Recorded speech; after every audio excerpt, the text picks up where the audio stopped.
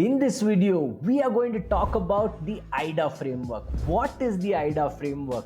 The AIDA framework is a framework that marketers and advertisers have used now for generations to define the journey that a customer goes through, right from the first time they hear about your product till the time they buy. Let's dive right in and try and understand this. In the AIDA framework, A stands for attention. The easiest way to think about attention is, imagine you are scrolling Instagram or Facebook and suddenly there's an ad that makes you stop scrolling, right? If it makes you stop scrolling, it means it's got your attention. Now, getting attention is the first step in the advertising process. If you can't grab their attention, you cannot sell anybody anything, right? So look out for ads that grab your attention and notice why they grabbed your attention, right?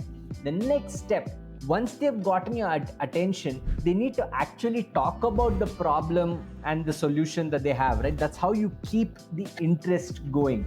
So the next step is to get interest. So you may get an attention grabbing ad, but then you're like, hey, this is not for me. So you need to keep the interest in those who think that this is for them, right? For that, you have to talk about the problem and the solution.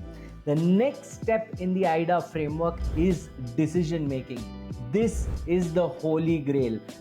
Consumers, before they can make a decision to buy, they go through many questions. We have discussed these questions in the past and we have discussed how to automate trust.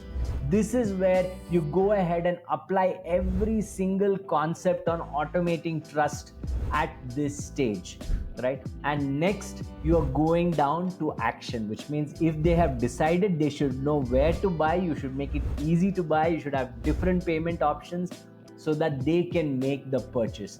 That's the AIDA framework in a nutshell.